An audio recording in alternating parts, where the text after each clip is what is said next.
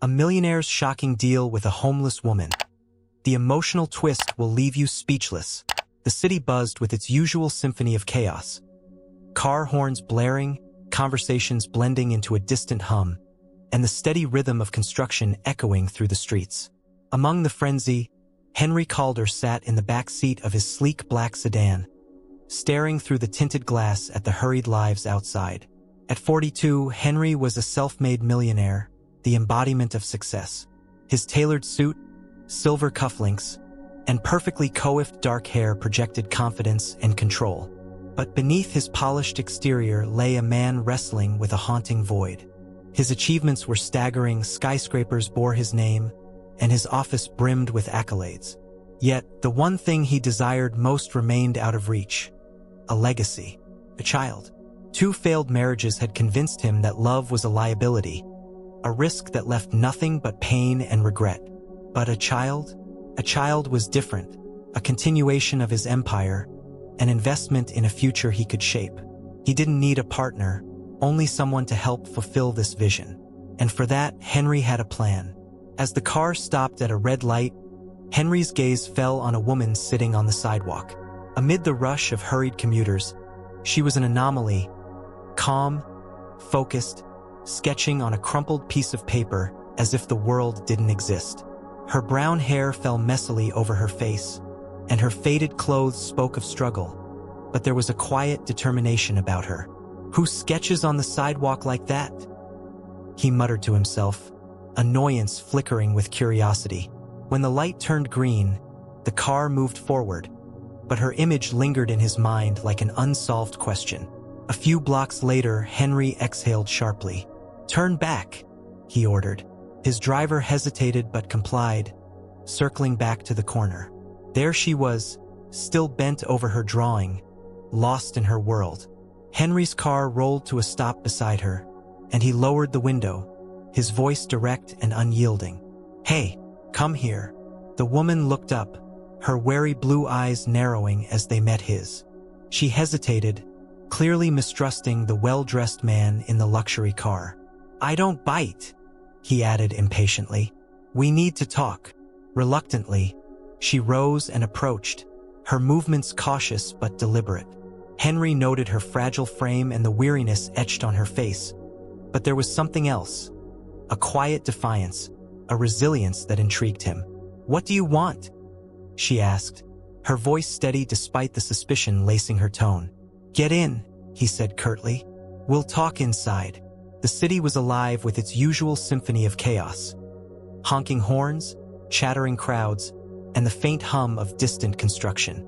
Amid the hustle, Henry Calder sat in the back seat of his black luxury sedan, staring out at the world through tinted windows. At 42 years old, he was the epitome of success, a self-made millionaire who had built an empire from scratch. His tailored suit, silver cufflinks, and meticulously styled dark hair were symbols of his relentless drive. But beneath the polished exterior was a man burdened by a quiet emptiness. Despite all his achievements, there was one thing Henry's wealth couldn't buy: a legacy. The thought gnawed at him. His office walls were lined with awards, his name was on skyscrapers, and yet there was no one to inherit it all.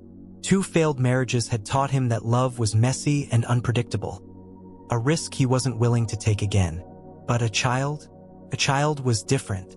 A child was a continuation, an investment in the future. He didn't need a wife, he reasoned, only someone willing to help him bring that vision to life. And for that, he had a plan. As the car idled at a red light, Henry's gaze drifted to the sidewalk. Among the bustling pedestrians and hurried commuters, his eyes landed on a young woman sitting cross-legged on the ground. She was sketching on a piece of crumpled paper, oblivious to the world around her.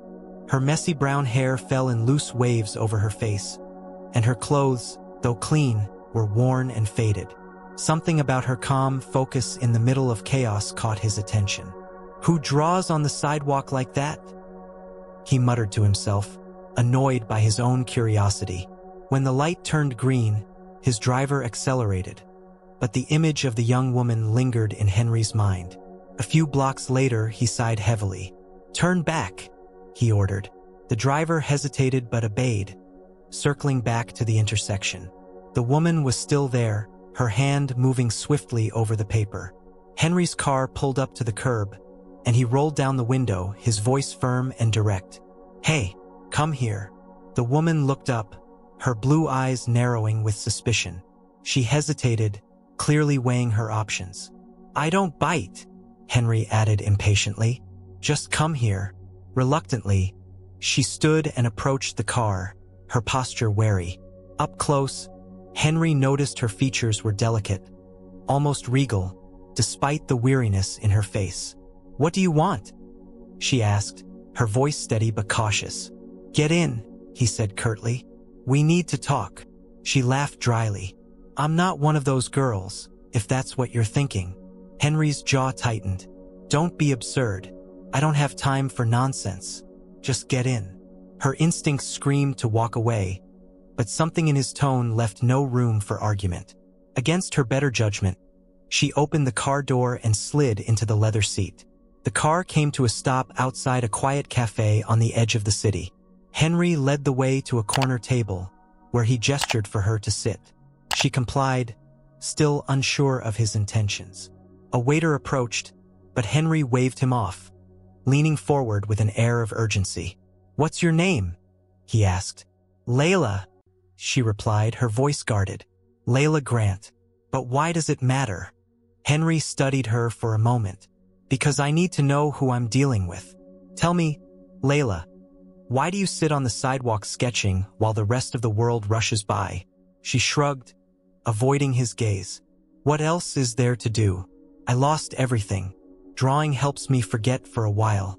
But that's none of your business." Henry nodded, as if her answer confirmed something for him. "Fair enough. Let's get to the point. I have a proposition for you, something that could change your life." Layla's eyes narrowed. "What kind of proposition?" "I want you to have a child for me," he said, his tone as matter-of-fact as if he were discussing a business deal. Layla blinked, convinced she had misheard. "Excuse me? I'm serious. I'll cover all your expenses during the pregnancy and provide you with a substantial sum afterward. Enough to ensure you never have to struggle again. In return, you'll have no rights to the child. This is strictly a transaction." She let out a nervous laugh, shaking her head. "This is insane. You don't even know me. Why would you ask me to do something like that?" Henry's gaze was unyielding. "Because you have nothing to lose and everything to gain. And I don't have time to waste. I'm offering you an opportunity most people could only dream of."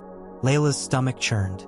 The idea was absurd, but his words cut through her defenses. She thought of the cold nights, the hunger, the constant fear of tomorrow. Could she really turn this down? "And what happens after the baby is born?" she asked, her voice trembling. "You'll be free to start over," Henry replied. "No strings attached. The money will be yours to use as you see fit." Layla bit her lip, torn between outrage and desperation. "And how do I know you won't change your mind later? Drag me into court or worse?" Henry leaned back in his chair, his confidence unshaken. "I'm a man of my word, Layla. Everything will be in writing, legally binding. Neither of us will have the power to alter the agreement once it's signed." She stared at him, searching for any hint of insincerity. Despite his cold demeanor, he seemed completely genuine. That only made the decision harder. "I need time to think," she said finally, her voice barely above a whisper. Henry nodded. "You have 24 hours. After that, the offer is off the table." He stood and left without another word, leaving Layla alone at the table. She sat there for a long time, staring at the untouched glass of water in front of her. The weight of his proposition pressed down on her, mingling with the harsh reality of her life. Could she really do this? Could she give up a part of herself for the chance at a better future? That night, Layla wandered the city streets, her thoughts a whirlwind. Henry's words echoed in her mind. Comfort, stability, a new life. For someone who had nothing, the promise of those things was almost impossible to resist. But at what cost? As the first rays of dawn broke over the skyline, Layla made her decision. She squared her shoulders, steeling herself for what was to come. It wouldn't be easy, but it might be the only way to escape the endless cycle of survival. The next morning, she stood at the door of Henry's office. Her hands trembled as she knocked. When he opened the door, his expression was unreadable. "I'll do it," she said, her voice steady despite the storm inside her. "But I have conditions of my own." Henry's lips curved into a faint smile. "Good. Let's make this official." As Layla sat across from Victor in the quiet corner of the elegant cafe, the weight of his proposal lingered in the air. The hum of conversations around them seemed to fade as she tried to process what she'd just heard. "I want you to have my child," Victor had said, his voice calm but unyielding. Layla's hands gripped the edge of the table, her mind racing. "You can't be serious," she finally whispered, her voice barely audible. Victor leaned forward, his sharp blue eyes fixed on her. "I'm very serious. This isn't an impulsive decision. I've thought about it, planned for it. All I need is someone who can fulfill the role without complications. Someone who understands the terms." Her brow furrowed as she tried to steady her breathing. "Terms? You make it sound like a business deal. This is a life you're talking about." "It is a business deal," Victor replied bluntly. "A transaction. And like any transaction, it benefits both parties. You'll be compensated well beyond what most people could dream of." Layla's gaze dropped to the coffee cup in front of her, her reflection distorted in the dark liquid. The desperation of her situation clawed at her resolve. She'd spent too many nights cold and hungry, too many days wondering if she'd make it to the next. Yet, the idea of agreeing to something so deeply personal for money made her stomach churn. "Why me?" she asked, looking up to meet his gaze. "Why not someone else? Someone who'd jump at the chance without hesitation?" Victor's expression softened, but only slightly. "Because you're different. You're not from the circles I navigate. You're someone who can understand hardship, someone who values opportunity. And more importantly, you're someone who needs this as much as I do." His words hung in the air, and for a moment, Layla saw a flicker of something behind his polished exterior, an emptiness that mirrored her own. She hated how compelling his argument was. "And what happens to the child?" she pressed, her voice sharper now. "Once it's born, do I just walk away? Pretend it doesn't exist?" Victor's jaw tightened. "The child will be cared for, loved, given every advantage in life. That's the purpose of this arrangement. You won't have any obligations or rights. It's clean, clear, and final." Layla leaned back in her chair, crossing her arms. "And what if I can't just walk away? What if I feel something?"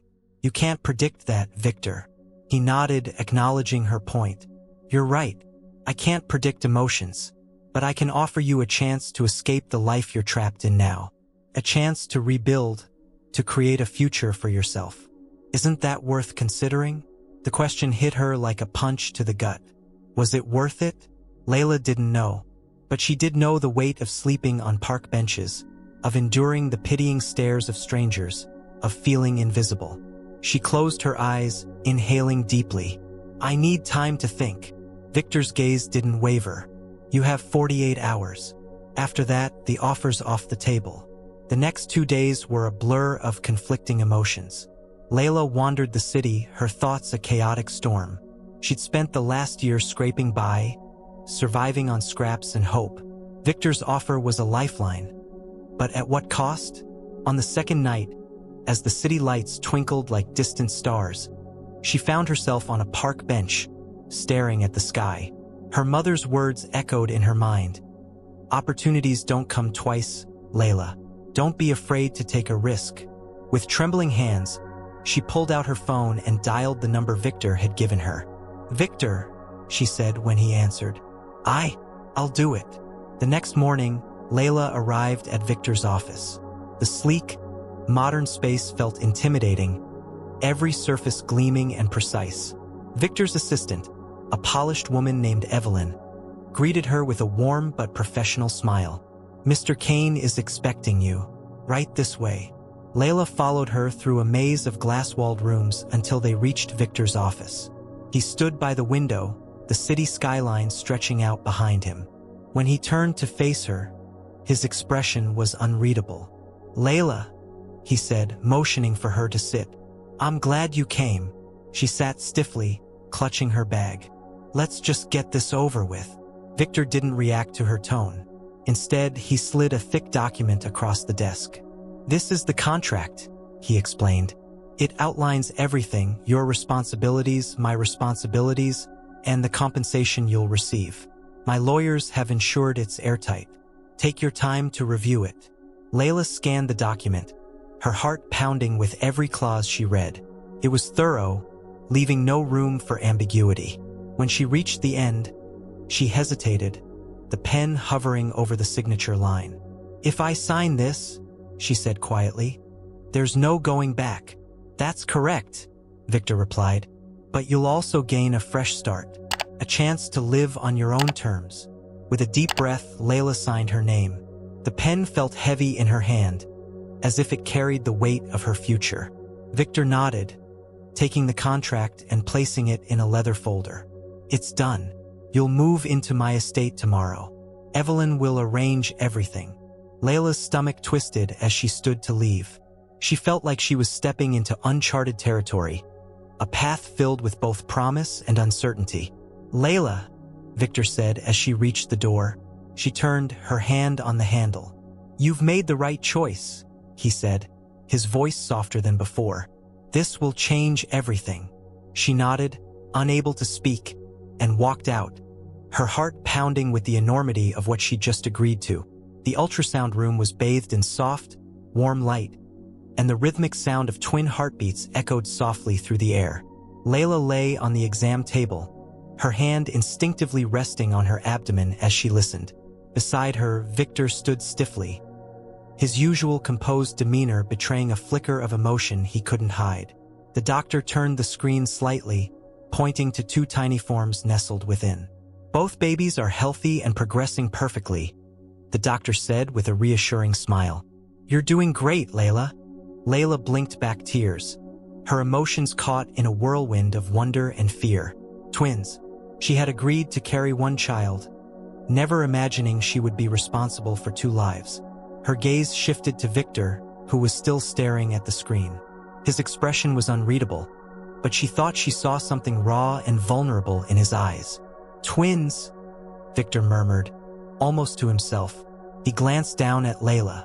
"Did you expect this?" Layla managed a weak smile. "No more than you did." The doctor printed out the sonogram images and handed them to Layla. "You can keep these," he said, "a little keepsake for this special moment." Layla accepted the photos, her fingers trembling slightly. She wasn't sure if it was the hormones or the enormity of the situation, but the sight of the two tiny beings she was carrying brought a wave of emotion she couldn't contain.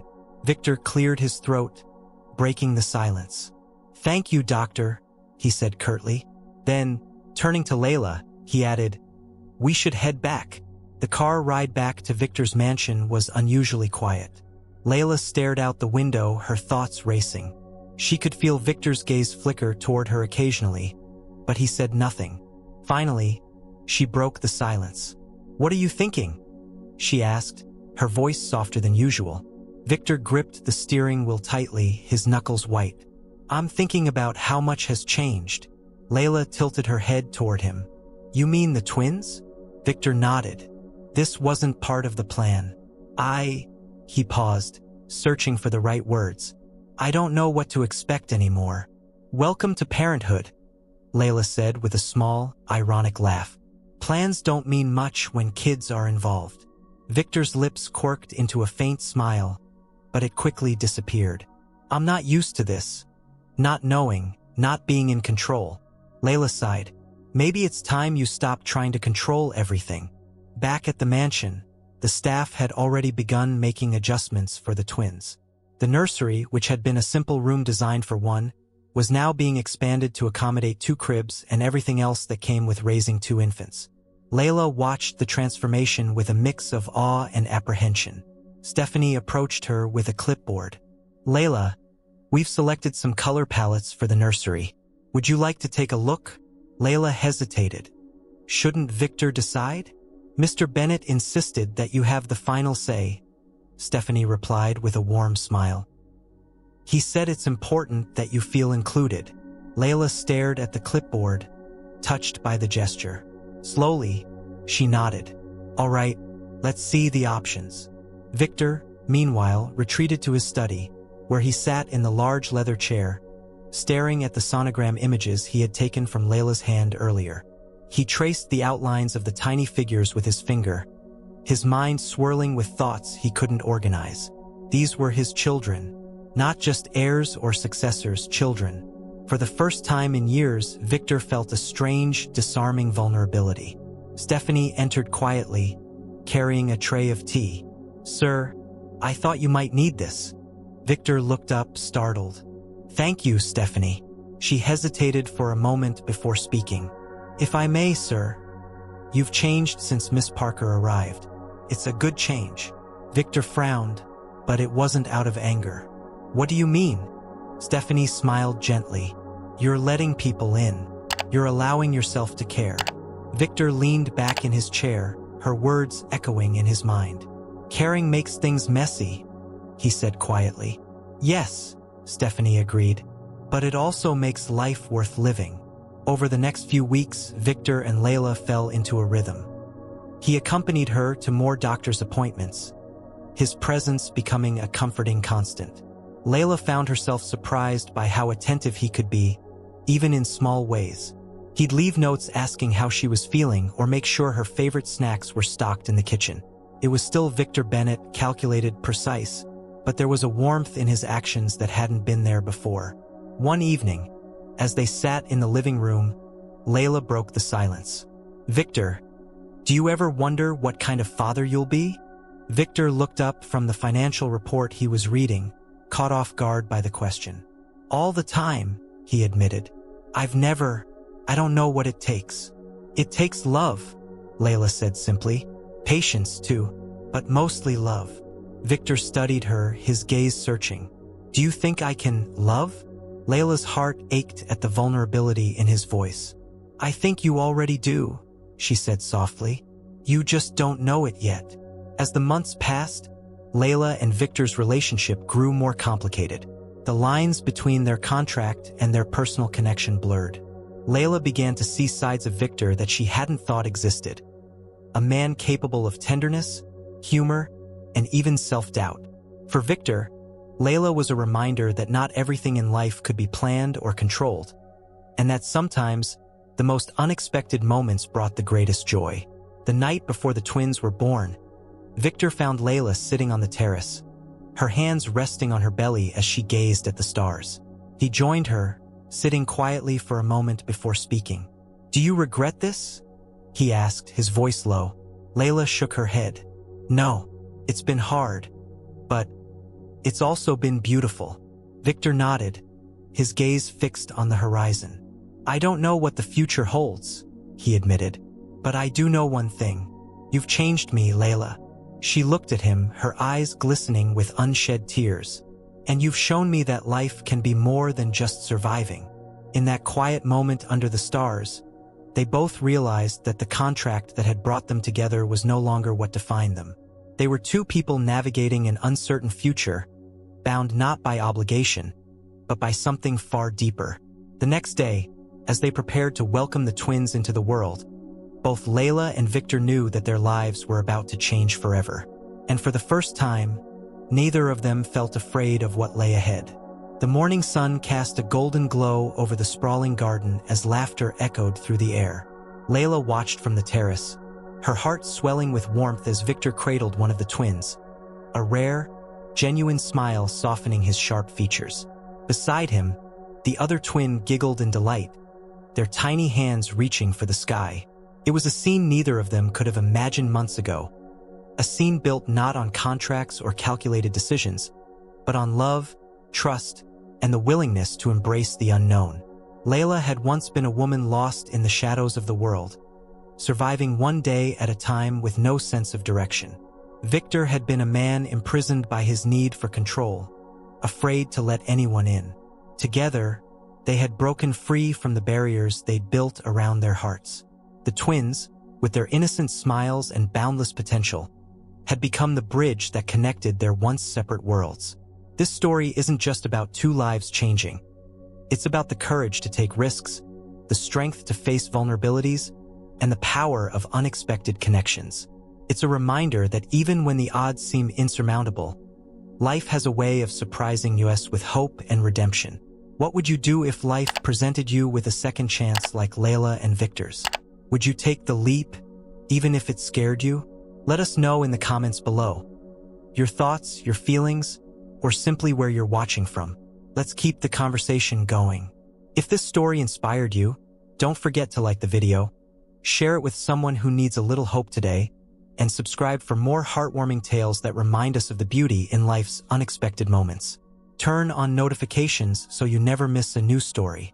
Thank you for watching, and remember, life's greatest gifts often come when we least expect them.